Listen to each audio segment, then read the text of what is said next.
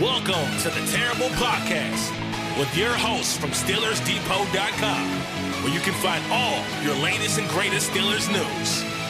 It's Dave Bryan and Alex Kozora, always lit, talking Steelers.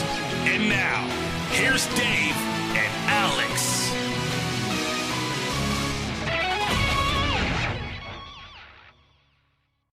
Welcome to the Terrible Podcast, Season 12, Episode 103. He's Dave Bryan. I'm Alex Kozora, SteelersDepot.com, and welcome back to an all-too-common emergency episode of the Terrible Podcast. Dave, at some point, they become less emergencies and just more routine. So, Dave, some breaking news here we'll discuss here. This is going to be late on Wednesday that we're recording this, and who knows what will happen by the time you're listening to the Steelers Nation. Well, Kevin Colbert's wearing us out, ain't he? He's making us he's making us work this podcast machine overtime there. Yeah, absolutely. Busy day. I'm watching the Georgia Pro Day again.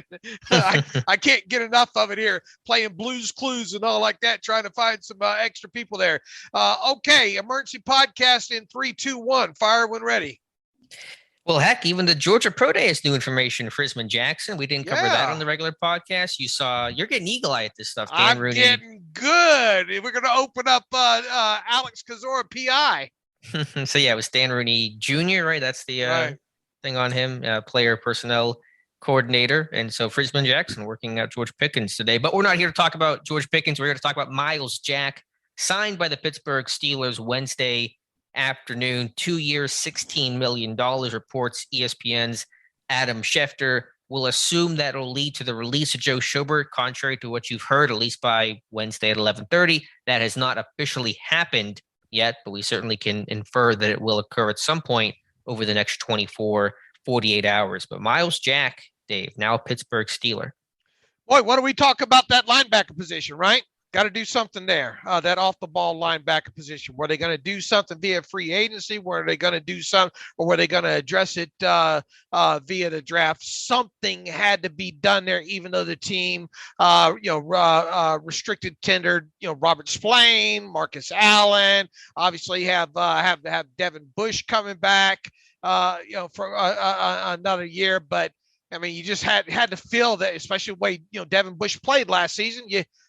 You had that lacking feeling, and you got to cover your bases there. And look, I was real hard on Devin Bush last year. He deserved every bit of it. I took a lot of flack at the early part of the season for the criticism of him, but in the end, I think we were right on there with him. Can he bounce back? Well, we're going to find out a little bit. First and foremost, if this team picks up his fifth-year option, and I'm willing to bet they don't. And with that, they need to do, and we talked about Joe Schobert and how is that really value there anyway? Even if you had him at half the salary that he was scheduled to make, the player that he looked to be last year, you just had to try to do better than that. Mm-hmm. And however you had to do it, free agency, draft, combination of both, whatever. They've got a guy in Myles Jack that's young, still incredibly young. And man, when you think about Myles Jack, feels like he's been in the league 10 years, man. I mean, really, yeah. It does. But he's only been in the league 6 years. Still a baby. I think he's about to turn, 27? Is that right? Not till September. He came in the league at 21, so super young. That's why it's crazy to think he's still pretty young, despite this will be his 7th year. Right. And look, he was only scheduled to earn 10.5 or 10.25 or something like that base salary in 2022 with the Jaguars, where he's obviously spent his entire career. You tell him he's, they obviously didn't feel he was worth that amount there. And, they obviously got a new regime there with the Jaguars. And not only are you getting a guy with not still young, Walter Payton Man of the Year for them as well too. So you get what seems to be a high quality character guy. The 3 of his 3 or 4 of his seasons, I think, in Jacksonville, 4 of his 6, he recorded 90 or more total tackles on. Not a lot of sacks, not a lot of interceptions, a few forced fumbles in there. A real heady player, though, a green dot wearer, a guy that gets people lined up at the second level there. Look, for the price that they got him at, which is being reported at 2 years, $16 million, I haven't seen the guaranteed money yet. I imagine it's somewhere around, I don't know, $5 to $7 million signing bonus on this deal. I mean, I don't see how you can't like the move. I mean, it's definitely an upgrade over Bush and Schobert. We just got to find out to what degree is that upgrade. Sure. And I have an article on Steelers Depot Thursday morning, and the title of it is going to be, let me make sure I say it correctly here. Myles Jack, a Steelers linebacker who can actually cover. And so that's the big thing for me. Devin Bush is a good athlete. He's not been a good cover guy. Joe Schubert's been a decent zone jobber, but not going to man up against guys. This team has not had a real solid man coverage linebacker since Ryan Shazier. They've been trying to find and search for that guy since, throw a lot of guys at the wall. None of them so far have stuck. And so that's, to me, the most attractive trait about his game. He's a 3-down, all situations kind of guy, 100% snap type of player, but this guy can cover. This guy can carry even receivers down the seam and cover 2, run with number 2, run with number 3 vertically. He can turn and run, play with good technique and flash, that really good athleticism he had coming out of UCLA. I don't see any signs of him slowing down. That knee injury, I know, coming out of college, but still seems to be a pretty high-level athlete and a good cover player overall. And so that's what this team has really been missing. The run defense can be a bit hit and miss. I'm guessing Pittsburgh's banking on improving that defensive line, getting that D-line healthy, maybe the return of Stephon Tuitt, and that's going to really be the catalyst that bumps up this run defense back to its top 10 self, as opposed to being historically bad the way it was last year. But when I think of Myles Jack, when I watch the tape, I think coverage, and I think perimeter plays, and I think an every down linebacker. And a guy that knows what's going on in front of him. A guy that there's a couple of clips as well that we'll come across over these next couple of months by going and that you will of him basically pointing out the play pre-snap there. There's one I think against the 49ers where he sends another linebacker right to the football, basically calling out the play in that there. Real heady kind of guy, a guy that you would think be able to absorb this defense fairly quick. And here's the thing with both not only Jack but Bush too. Man, if you the better job you can do it keeping bodies off of them, keeping them clean, where they both pretty much become more of kind of run and chase kind of guys, the better it is going to be for this defense.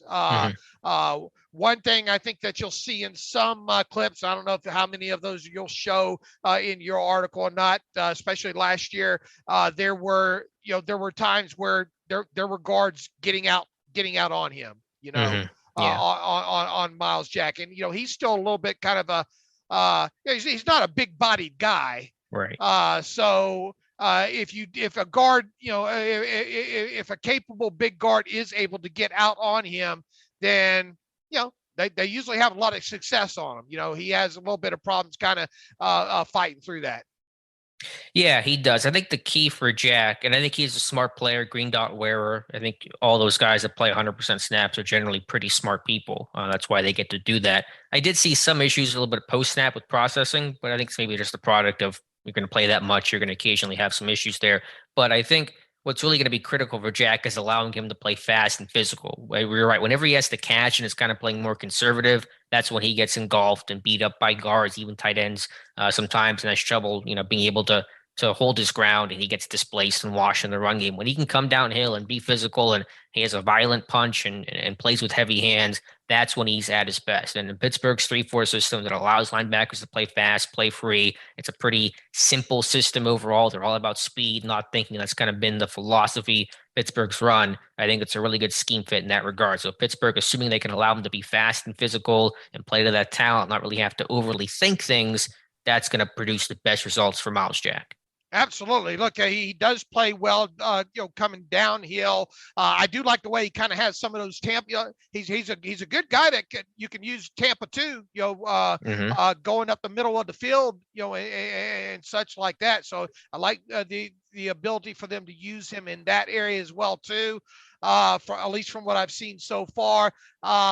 Definitely can get out on the edges. There's a clip against the Ravens, and with him tracking down Lamar Jackson, that's real favorable. Of course, going to play Lamar Jackson a couple times a year on top of it. One of the things though that probably I mean, a fairly decent blitzer, but you will see running back stand him up.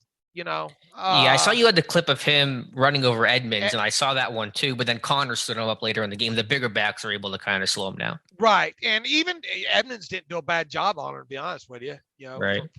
For what it's worth, and I think I've seen about 6 other examples of that as well too. Devin Bush might be the better blitzer, right, of the two. Yeah, I don't know if either have been particularly good at it. I'd rather have Vince Williams if I could pick it. Right. No one tops him, but I understand your point. Right. Neither one of them are obviously Vince Williams when it comes to that degree. I just kind of wonder which, and neither one of them are going to go, going to have a ton of sacks having to go through running backs, I don't think. Yeah, Jack has 1.5 sacks over his last 3 years, and he's going to blitz more in Pittsburgh because of the system, the scheme. I think it'll be about scheming those guys up and confusing protections in the back, and that's usually the best thing. Get those guys free and get that free shot to the quarterback. But you do worry a bit about the lack of splash from Jack, and tackles are all well and good. He had a bunch of those, but didn't really make the splashy plays. No sacks last year. Same with Bush. Yeah, same with Bush. Right. Yeah. And so there is only, and even the tackles for loss, his tackle for loss rate is actually pretty low, and it was particularly low last season. Now, again, some of that's being a product of not being on a great defense, and there's a lot of other context and factors that need to be considered. But overall, he's not been a particularly splashy guy, and so there is some level of concern there because you want one of your linebackers making some of those high-level, high-impact plays. And maybe that's one of the reasons why they felt necessary to cut him. Is it fair to call him a headier Devin Bush? Yeah, I think he's more technical than Devin Bush has been. Granted, he's been in the league for 7 years, and so that's probably allowed him to develop some of that stuff. He's a much better coverage linebacker. Like, they're similar athletes, but just the detail and the technique for the angles and all those things, I see a lot better from Jack than I do with Devin Bush. But I get kind of the point you're making there. Right. I mean, look, he I tell you one thing that you'll see on tape. He will try to fight through that second level stuff. There. It's just sometimes when some of those guards do get out on him. Right. It's when he catches it, when he's not playing downhill, not playing fast, and then he gets swallowed up. Right. True or false? It's an upgrade over Devin Bush and Joe Schobert. True, and I understand Schobert. 1-to-1. Yeah, and Schobert was in they were both in tough spots last year. Bush off the ACL, Schobert getting traded. I mean, but yeah, talent-wise, coverage-wise, for sure. And again, the run defense can be spotty, but this defensive line gets healthier. Bush himself improves. Jack can play the run. I think that's where Pittsburgh's banking on their run defense really improving. And look, you talk about possibly playing some more cover too, right? You want a guy that be able to run down the middle of the field. Although Devin Bush wasn't bad at it, I think he even caused an interception last year being able Minnesota. to do that. Yeah, I mean, he could run. It just, he would try to initiate contact early. He took bad angles, be late to open his hips. I mean, when it all came together, he can run, but technically he's kind of a mess in coverage. And so that's where you see Jack being a much smoother, cleaner player. And probably a lot more headier, I think, when it comes to understanding some of that hook zone stuff and all, Devin looks confused a lot of times in the middle of the field in some zone situations. Yeah, Jack has a overall good feel for route concepts, stuff behind him. I did see occasional examples of him kind of cheating, getting pushed out of his zone on his own volition. So again, some of that processing stuff, but overall and again, he's been in the league longer. He's pretty battle tested. So you would kind of expect that, but I think that's a good point. And I think you hit on a key point there, Alex, to be honest with you. Look, he's got 3 interceptions for his career regular season. He's got 2, 4, 6, 8, 10, 12. He's got 15 defense passes and tackles for loss. What is that? 19 of them, something like that. Regular season. 3.7%. That's lower than Devin Bush. It's lower than Schobert. It's lower than Spillane. So you haven't seen the splash plays from him, like I mentioned earlier. Right. And what's been the whole knock, even coming out of Michigan with Devin Bush up until now? Where are all those plays now? There is that clip floating around. Was it New England on that screen pass or on that double pass or whatnot, where he where he took that football away from the guy down the field all in one motion and all like that. And I've come across another forced fumble of his right at or right near the line of scrimmage as well too. You just got to keep those guys clean better. If you keep both your inside linebackers cleaner, you're going to give them a lot more chance to make some plays. Maybe not necessarily some behind the line tackle for loss kind of plays, but at least stuff where you're talking about 2.5 yards and not longer down the field. That's definitely true, but Pittsburgh's system, those guys get covered up a bit more because the defensive lineman came here who's not taking on blocks anymore. He's penetrated. He's getting upfield. They're trying to make plays. So those linebackers do, I think, have to work harder to stay cleaner than maybe James Ferrier or Larry Foote had to do back in their day. Right. But overall, I mean, it's a good signing. I was not expecting it. I wasn't saying there was no chance. I just was pretty doubtful and skeptical of it. I'm quickly learning that Kevin Colbert is throwing all the money he has here in his last offseason. I just really hope this one works because we said, Bush, okay, they got Bush. We're good. It didn't work out that way. Schobert, you thought that'd bring some stability. It really did not. I mean, they've gone through so many inside linebackers post-Shazier, whether that's Bush and Schobert and Avery Williamson and Robert Spillane and Marcus Allen last year. There's such just a revolving door of these guys. You want to hopefully, hope that one of these guys sticks and not have to do this process over a year or two from now. So hopefully Jack is the guy. Yeah, hopefully. And look, it still doesn't prevent you from drafting one, right? Especially if you're not going to pick up the 5th-year option on, because look, this is technically, you're not expecting to pick up Bush's 5th-year option, right? No, I'd be shocked if they did. All right, so this is technically his final season here, and you hope obviously Myles Jack plays it out, plays good, and you get both years. But what if he doesn't? Right, but I mean, if Bush turns it around, I know the 5th-year option decline history is pretty strong, but Bush's situation I think is a little different coming off the ACL. Right, but I mean, what is he going to punish you by not picking? What's his price tag going to be? Are you going to franchise tag him? I mean, obviously, it's a good problem to have if franchise tag comes into play, and there's any discussion whatsoever with Devin Bush. But I'm going to go out on a limb and gamble and bet that we won't be having that conversation. Yeah, no, I understand. I mean, obviously, you could draft someone late, but if you're going to draft somebody, you're going to draft someone early. Don't throw another 6th-round pick into this mix because you got a lot of other guys there. Right. Well, and that's what I'm saying. I mean, if there's a guy there that you like early, and look, I mean, that same guy would probably play on special teams, right? Sure, that's true. Yeah, and if you're going to do that, go swing high. Get a more developmental guy, maybe a Chenal. Damone Clark probably could use a year in the NFL sitting and learning. I mean, take a guy with traits because he's probably going to sit his first year. Right. But what does all this say about Buddy Johnson? Nothing good. I mean, I don't think he was really, high level in their plans a lot. He's just trying to get a consistent hat and helmet and get on special teams and kind of climb that ladder. So that'll be his mission in 2022. Okay. It's a crowded room, though. I mean, you got Jack. I know it's 1-1 for Schobert, but you got Jack, you got Bush, Spillane, UG3, Marcus Allen, Buddy Johnson. I mean, it's a pretty full group of guys. So basically, we're from where you're sitting at right now, you would be a bit surprised to see an off the ball inside linebacker, at least with your first couple picks. Well, if you're going to either do it early or don't do it all, yeah. I mean, you don't take a 6th-round pick on a guy because you got a bunch of those type of guys on your roster. So, am I expecting it right now? And look, there's nothing to say that you can't draft a guy in the 1st or 2nd round if Devin Bush doesn't square it around early. Yeah. All you have invested him in is a pick, and if you're going to be, in other words, there's not money that you have to worry about when it comes to it. Either he deserves to be on the field or he don't. Sure. And that's when maybe you would cut the teeth of a draft pick after 4 or 5 games or something like that. Right, but those early picks they play. I mean, you got to get these guys on the field, and so I'm a little conflicted because there's so many off-ball linebackers I like in this class. Like there are a ton of names that I think are really attractive for Pittsburgh and fit their system and scheme well. So the Wisconsin kid. I mean, he's got Chenal. Chenal. Well, I mean, that guy's probably going to be a 2nd round. You know how these off the ball sometimes get pushed down. I don't know how far he'll get pushed down. He's all the buzz about him right now. We'll see what happens coming his pro day, and I'll be interested to see if Tomlin and Colbert show up at Wisconsin. It could.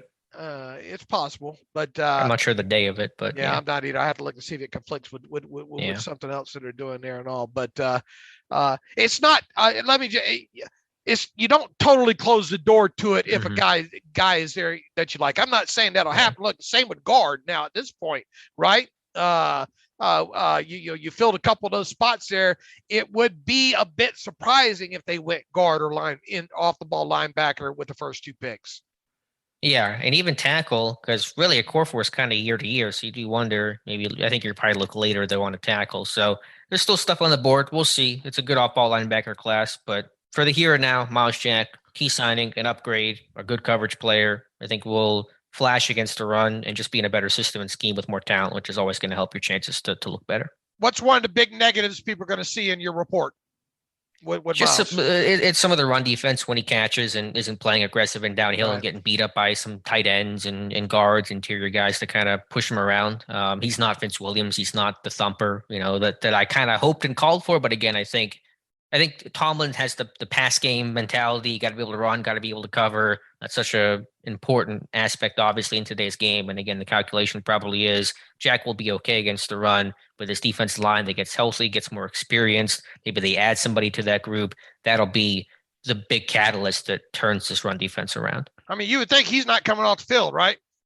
You wouldn't think so for that money and what he's done and his coverage ability. I mean, I think you should use your 3-down guy right away, but just hope there's a leader. I mean, just the overall, not even just linebacker, just the lack of leadership. Who's going to step up? So much youth, so many new faces. It's a really unusual situation for Pittsburgh to be in. Like, I was thinking about okay, who's the leader in the quarterback room right now in terms of being an actual leader, like the way that Ben was. I mean, it's Trubisky. I guess it's Rudolph. I mean, the leader, running back Harris. I mean, but he's kind of a quiet guy. Well, Najee's talked all offseason about knowing he's got to take a bigger role, so we'll see. Right, I'm sure he will, but either you're a leader or you're not. It's kind of one of those things. In the receiver room, who's the leader of that room? Cody White. I don't know. I'd like to plead the fifth on that, please. Tight end. I mean, if you got Juju back, obviously, but there's no guarantee that's going to happen. Yeah, tight end. I mean, I think it's just Freiermuth and Gentry, just kind of best buddies. So I guess it kind of works there. Offensive line. I have no idea who the leader of the O-line room is going to be at this point. Chooks. Daniels. I would think Daniels. I think that's part of the package that you're buying there, I think. Yeah, but he's still pretty young. I mean, he's 24. Defensive line, obviously, is Cam. Linebacker room, TJ's going to have to step up. And secondary, I think Sutton and Fitzpatrick will have to really kind of fill that void of Hayden, assuming he does not resign, because Hayden was a really important glue guy. Right. So that's a lot of words just saying about the youth and turnover for this team. But still, Jack signing, certainly worth it, certainly excited, and you can check out the report on Steelers Depot. Right. Other news to get to here. One minor piece of pro day information, because I love talking pro days here. I mentioned earlier, Frizz Jackson, the receivers coach, putting George Pickens through his workout. Pickens a name to watch, I think, maybe if he gets in the round 2 a little bit. But Pat Meyer, offensive line coach Pat Meyer up at Minnesota to watch. Big right tackle Daniel Fa'alele. 390 he came in at today. Ooh. So he did not drop weight. He increased his weight actually, but I know they signed Chooks, but Fa'alele's a guy that's going to need a year. He's not a year 1 starter. So think about tackle options if he gets the second round, which might happen. That's a guy to consider. All right. I mean, obviously we've been calling for Banner to be gone. He's gone now. We'll find out whether or not, or we might not ever find out whether or not they offered him, some sort, take a pay cut to stay kind of thing there. So we talked about earlier today, right? When is something like that going to happen? Well, it happened. When is Joe Schobert going to happen? It sounds like, according to Jerry Dulac, that's the plan, and obviously it wouldn't be surprising to go 1 for 1 there. You can use that cap space that you save on him, turn around and just Myles Jack, because that really, with it being a 2-year deal and it being $16 million, you can kind of see Jack's number coming in right around $6 million. Number, and that's right at about what you would save with as far as that goes. So. Yeah, with the Banner, he was officially released today, and I'll admit I got some cold feet thinking maybe they keep those guys. I got a little nervous, and you talked me off the ledge. So thank you for that, Dave. Well, just and I even went back and looked at the dates with Bostic and Morgan Burnett back in, what was it, 2018. Mm-hmm. Those happened. Wasn't Burnett hollering about release me or something like that? Yeah, like 2 months earlier, they finally cut him early April. Yeah, they cut him in early April, and then Bostic was cut right after the draft. Mm-hmm. So I bet the plan was to hold on to both of them, until after the draft, and then once Morgan Burnett started hollering, they just cut him loose on, I think it was April 1st or April 2nd that year, if I'm not mistaken there. So there was a little bit of history to go on there overall, but obviously now we'll have to wait and see. You would think now is when it's going to happen, with Schobert. Right. And I don't think it'll be everybody's already talking about post June 1st cut. We'll get into that later, why that's probably not going to be what happens here when it comes to there's you have to carry the full cap charge with him until June the 1st. If indeed you designate him a June 1st cap charge. Is it really worth carrying that full amount to get the extra 1.4 this year as opposed to next year? I don't think so. When you say you have to carry the charge, can you define that for the layman that's trying to understand what that means? You have to carry Schobert's full scheduled cap charge for this year. So that is $9.704 million and some change there. That's what he's on the books for right now. If you cut him right now, the player goes out the door, but you have to carry his because you're designating it a June 1st cap hit. So that means the actual cut does not hit. You can let the player go out the door, but that means that you don't get the luxury of defining it until the actual, it doesn't come off the books until June the 2nd, until after June the 1st, right? So financially, it's like he's still in the roster until June 1st. Is that what you're saying? Exactly. Exactly. Now, that's the limitations of the June 1st thing. Normally, why would you want to use that mechanism? Well, it's simple, because normally if you have a guy that you're trying to get out that's owed a lot of proration on there, and maybe you want to split it up over the 2 years, right? Who was it? Willie Clone, right? Kind of situation there where you just have an astronomical amount. You just don't want to have, and you're already up against the cap as it is. You don't want to take the full, I forget what the number was, 10 million, whatever it was, that you'd rather only eat half of it now and eat the other half next year. That's the advantage of using the June 1st cap. Mechanism, because you get them out of the building. You don't have to worry about them obviously getting hurt and being under your control, but then you take advantage of the mechanism as if it was a post June 1st hit. So for everybody saying, well, we want that extra $1.4 million in cap space now, well, you're not going to reap the benefits of that until June 2nd. And it's not like that 1.4 million goes away. It's just that 1.4 million goes dead in 2023 by waiting until post June 1st there to cut that. Whereas if you cut them now and you don't designate them a June 1st, you get all the cap savings right now, and then all the dead money escalates right now as well. Okay, I got you. Yeah, really, there's no need to do that. There's no imperative. Pittsburgh's cap situation is fine.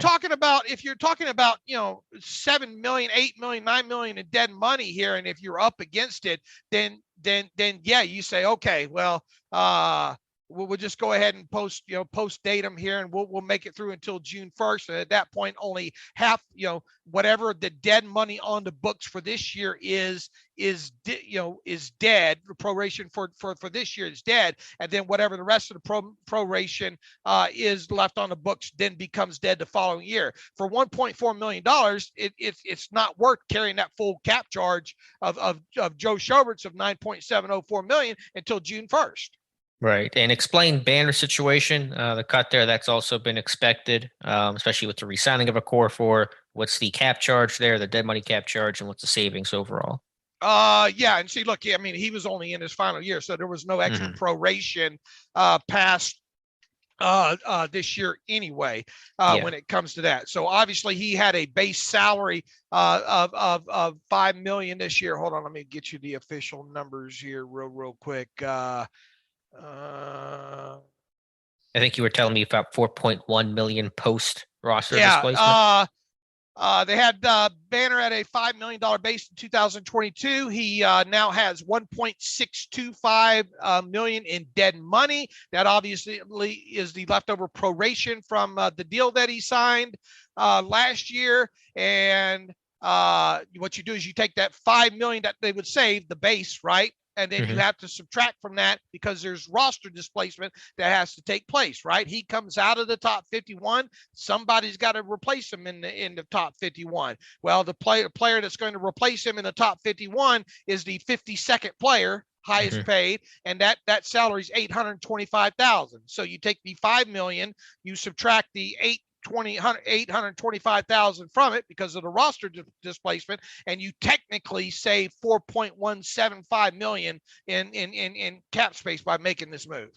Yeah, that's something I never knew about until you told me and taught me a couple of years ago. That's a very underrated part. It's not changing the numbers too dramatically, but it's about $1 million almost that it changes. So it's an important piece. Especially as these salaries, start climbing. Yeah. I mean, for too long, you're going to have not a couple of years. You're going to have minimum.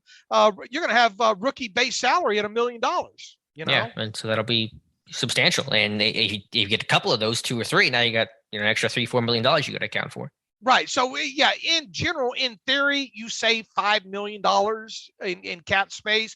But technically, when you replace them in the rule of 51, you're only saving $4.175 million because you have to subtract off the player that's replacing his cap charge that you're saving with that player's cap charge, which in this case is $825,000. And with Banner, just towards ACL in 2020, really couldn't get healthy this year. Got healthy late. The train was already moving. You really couldn't justify paying him that salary to be a right tackle, a backup right tackle, and a backup right tackle only. Sad. It's just a sad story. Nice guy. Was a good Steeler as far as from the leadership perspective. Did a lot of great stuff in the community. That kind of stuff, and he just He got unhealthy at the worst time imaginable. That knee injury week 1 against the Giants in 2020, that wrecked him because he was scheduled to start, and he never really obviously came back from that. Yeah, and listen, I'm not mad at him for getting paid last offseason. I mean, I'm always happy for players getting paid, but I still, at the time, we really couldn't understand that contract coming off the ACL. We thought he would return, like a 1-year kind of prove it deal for $2.5 million. They gave him a 2-year deal worth $9.5 million. That one head scratcher at the time, and obviously they probably anticipated him coming back healthier this year. But that's a contract that clearly did not work out. Yeah, that's not going to go down in one of the top decisions that Kevin Colbert has. They paid him They essentially paid him $4.5 million for 2021 for 5 offensive snaps. Yeah. Was it even 5? I thought it was even less than that. Yeah, 5 offensive snaps. 5. Okay. Well, it doesn't make you feel a lot better about it, whether it's 5 or. One of them a kneel down or a couple. Yeah. Yeah. So. Not great, Bob. Hopefully he finds a team. I'm sure he'll find a team. They'll give him a chance. I'm sure he'll be in a camp somewhere, but obviously he's got a tough road ahead of him. Right. Just we'll see if he can catch on for somebody for a minimum base salary, because quite honestly, that's what you're dealing with right now, I think, with him. Yeah. So anything else here, Dave, to cover? Myles Jack, Zach Banner. We'll see about Schobert. Probably get information on that, I imagine, sooner than later. But again, that move is not official as of midnight here on Thursday. Unless Kevin Colbert goes crazy here, we'll be back at it on Friday. So why don't we wrap it up here? Mm-hmm. Yep, let's do it, Dave. We'll come back Friday. All right. Follow me on Twitter at Steelers Depot. Follow Alex on Twitter at Alex_Kozora. Follow the show at Terrible Podcast. Email the show, theterriblepodcast@gmail.com. Like what we do, PayPal, SteelersDepot.com. Hit the PayPal button. If you want an ad-free version, SteelersDepot.com. Hit the ad-free button as well, too. Look for the Alex Kozora article on Myles Jack on SteelersDepot.com. First thing on Thursday morning. You will not be disappointed. He does fantastic work. So I look forward to that as well, too. As always, thanks for listening to the Terrible Podcast with Dave and Alex.